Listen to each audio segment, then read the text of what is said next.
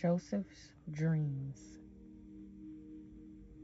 Jacob lived in the land of his father's sojournings, in the land of Canaan. These are the generations of Jacob. Joseph, being 17 years old, was pasturing the flock with his brothers. He was a boy with the sons of Bilhah and Zilpah, his father's wives. And Joseph brought a bad report of them to their father. Now Israel loved Joseph more than any other of his sons, because he was the son of his old age. And he made him a robe of many colors. But when his brothers saw that their father loved him more than all his brothers, they hated him and could not speak peacefully to him. Now Joseph had a dream, and when he told it to his brothers, they hated him even more. He said to them, "Hear this dream that I have dreamed. Behold, we were binding sheaves in the field, and behold, my sheaf arose and stood upright. And behold, your sheaves gathered around it and bowed down to my sheaf." His brothers said to him, "Are you indeed to reign over us? Or are you indeed to rule over us?" So they hated him even more for his dreams and for his words. Then he dreamed another dream and told it to his brothers and said, "Behold, I have dreamed another dream. Behold, the sun, the moon, and the 11 stars were bowing down to me." But when he told it to his father and to his brothers, his father rebuked him and said to him, "What is this dream that you have dreamed? Shall I and your mother and your brothers indeed come to bow ourselves to the ground before you?" And his brothers were jealous of him, but his father kept the saying in mind. Joseph sold by his brothers. Now his brothers went to pasture their father's flock near Shechem. And Israel said to Joseph, "Are not your brothers pasturing the flock at Shechem? Come, I will send you to them." And he said to him, "Here I am." So he said to him, "Go now, see if it is well with your brothers and with the flock, and bring me word." So he sent him from the valley of Hebron, and he came to Shechem. And a man found him wandering in the fields, and the man asked him, "What are you seeking?" "I am seeking my brothers," he said. "Tell me, please, where they are pasturing the flock." And the man said, "They have gone away, for I heard them say, 'Let us go to Dothan.'" So Joseph went after his brothers and found them at Dothan. They saw him from afar, and before he came near to them, they conspired against him to kill him. They said to one another, "Here comes this dreamer. Come now, let us kill him and throw him into one of the pits. Then we will say that a fierce animal has devoured him, and we will see what will become of his dreams." But when Reuben heard it, he rescued him out of their hands, saying, "Let us not take his life." And Reuben said to them, "Shed no blood. Throw him into this pit here in the wilderness, but do not lay a hand on him, that he might rescue him out of their hand to restore him to his father." So when Joseph came to his brothers, they stripped him of his robe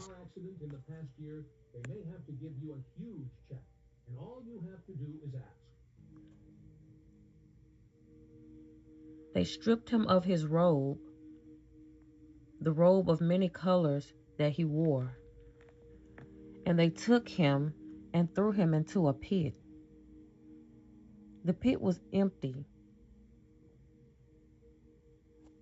There was no water in it. They sat down to eat, and looking up, they saw a caravan of Ishmaelites coming from Gilead with their camels bearing gum, balm, and myrrh on their way to carry it down to Egypt. Then Judah said to his brothers, "What profit is it if we kill our brother and conceal his blood? Come, let us sell him to the Ishmaelites, and let not our hand be upon him, for he is our brother, our own flesh." And his brothers listened to him. Then Midianite traders passed by, and they drew Joseph up and lifted him out of the pit and sold him to the Ishmaelites for 20 shekels of silver. They took Joseph to Egypt. When Reuben returned to the pit and saw that Joseph was not in the pit, he tore his clothes and returned to his brother and said, "The boy is gone, and where shall I go?" Then they took Joseph's robe and slaughtered a goat and dipped the robe in the blood. And they sent the robe of many colors and brought it to their father and said, "This we have found. Please identify whether it is your son's robe or not." And he identified it and said, "It is my son's robe. A fierce animal has devoured him. Joseph is without doubt torn to pieces." Then Jacob tore his garments and put sackcloth on his loins and mourned for his son many days.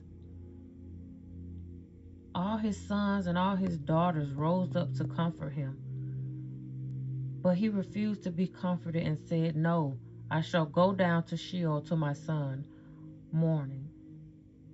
Thus his father wept for him. Meanwhile, the Midianites had sold him in Egypt to Potiphar, an officer of Pharaoh, the captain of the guard.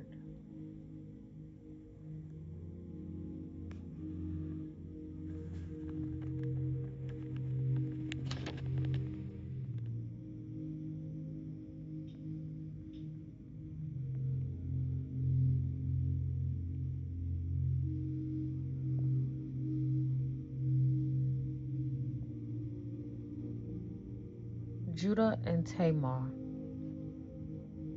It happened at that time that Judah went down from his brothers and turned aside to a certain Adulamite, whose name was Hira.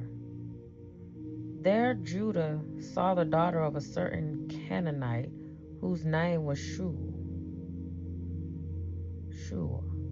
He took her and went into her, and she conceived and bore a son and called his name Er. She conceived again and bore a son, and she called his name Onan. Yet again she bore a son, and she called his name Shelah. Judah was in Chezib when she bore him.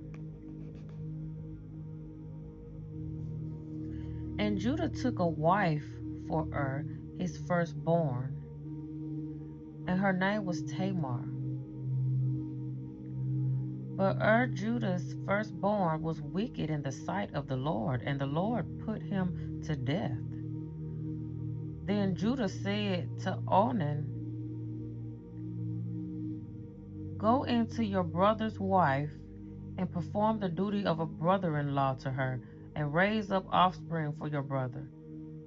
But Onan knew that the offspring would not be his. So whenever he went in to his brother's wife, he would waste the semen on the ground, so as not to give offspring to his brother. And what he did was wicked in the sight of the Lord. and he put him to death also. Then Judah said to Tamar, his daughter-in-law, remain a widow in your father's house till Shelah, my son, grows up. For he feared that he would die like his brothers. So Tamar went and remained in the father's house. In the course of time, the wife of Judah, Shua's daughter, died. When Judah was comforted, he went up to Timnah to his sheep shearers, he and his friend Hira the Adullamite. And when Tamar was told, your father-in-law is going up to Timnah to shear his sheep, she took off her widow's garments and covered herself with a veil, wrapping herself up, and sat at the entrance to Enaim, which is on the road to Timnah. For she saw that Shelah was grown up, and she had not been given to him in marriage. When Judah saw her, he thought she had covered her face. No, when Judah saw her, he thought she was a prostitute, for she had covered her face. He turned to her at the roadside and said, come, let me come into you. For he did not know that she was his daughter-in-law. She said, what will you give me that you may come into me? He answered, I will send you a young goat from the flock. And she said, if you give me a pledge until you send it. He said, what pledge shall I give you? She replied, your signet and your cord and your staff that is in your hand. So he gave them to her and went in to her, and she conceived by him. Then she arose and went away, and taking off her veil, she put on the garments of her widowhood. When Judah sent the young goat by his friend, the Adullamite, to take back to the pledge from the woman's hand, he did not find her. And he asked the men of the place, where is the prostitute who was at Enaim at the roadside? If your dog destroys this bear, we'll replace it for free. Unbreak a bear is designed for heavy children. And they said, no prostitute has been here. So he returned to Judah and said, I have not found her. Also the men of the place said, no prostitute has been there. And Judah replied, let her keep the things as her own, or she shall be laughed at. You see, I sent this young goat, and you did not find her. About 3 months later, Judah was told, Tamar, your daughter-in-law, has been immoral. Moreover, she is pregnant by immorality. And Judah said, bring her out and let her be burned. As she was being brought out, she sent word to her father-in-law by the man to whom these belong, I am pregnant. And she said, please identify who these are, the signet and the cord and the staff. Then Judah identified them and said, she is more righteous than I, since I did not give her to my son Shelah, and he did not know her again. When the time of her labor came, there were twins in her womb. And when she was in labor, one put out a hand, and the midwife took and tied a scarlet thread on his hand, saying, this one came out first. But as he drew back his hand, behold, his brother came out. And she said, What a breach you have made for yourself. Therefore his name was called Perez. Afterward his brother came out with the scarlet thread on his hand, and his name was called Zerah.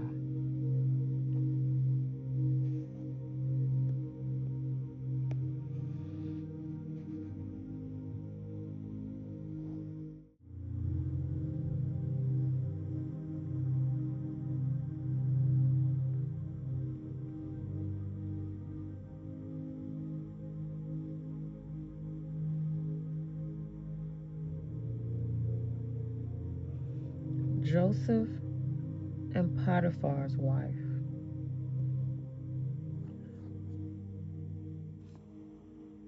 Now Joseph had been brought down to Egypt, and Potiphar, an officer of Pharaoh, the captain of the guard, an Egyptian, had brought him from the Ishmaelites, who had brought him down there.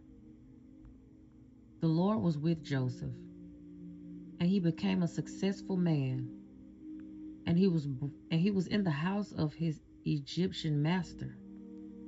His master saw that the Lord was with him, and that the Lord caused all that he did to succeed in his hands. So Joseph found favor in his sight and attended him.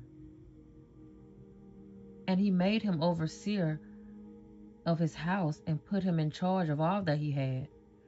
From the time that he made him overseer in his house and over all that he had, the Lord blessed the Egyptian's house for Joseph's sake. The blessing of the Lord was on all that he had, in house and field. So he left all that he had in Joseph's charge, and because of him, he had no concern about anything but the food he ate. Now Joseph was handsome in form and appearance. And after a time, his master's wife cast her eyes on Joseph and said, "Lie with me." But he refused and said to his master's wife, "Behold, because of me, my master has no concern about anything in the house, and he has put everything that he has in my charge.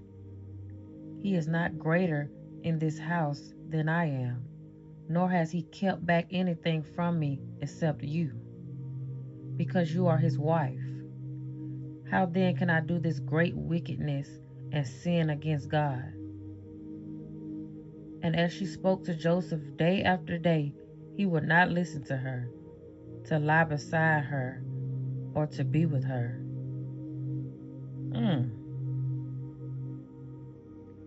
But one day, when he went into the house to do his work, and none of the men of the house was there in the house, she caught him by his garment, saying, "Lie with me."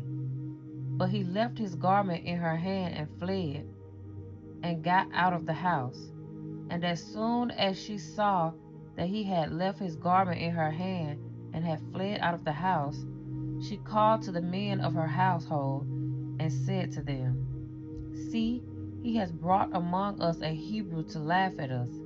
He came in to me to lie with me, and I cried out with a loud voice. And as soon as he heard that, I lifted up my voice and cried out. He left his garment beside me and fled and got out of the house." Then she laid up his garment by her until his master came home. And she told him the same story, saying, "The Hebrew servant whom you have brought among us came into me to laugh at me.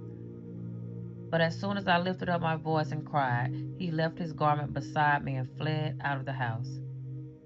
As soon as his master heard the words that his wife spoke to him, "This is the way your servant treated me," this anger was kindled. And Joseph's master took him and put him into the prison, the place where the king's prisoners were confined, and he was there in prison. But the Lord was with Joseph and showed him steadfast love and gave him favor in the sight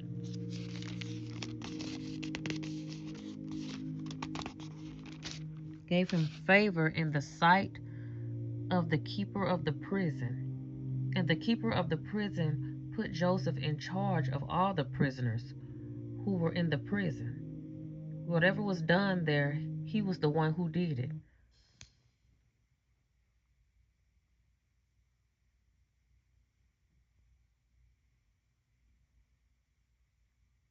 The keeper of the prison paid no attention to anything that was in Joseph's charge. But because the Lord was with him, and whatever he did, the Lord made it succeed.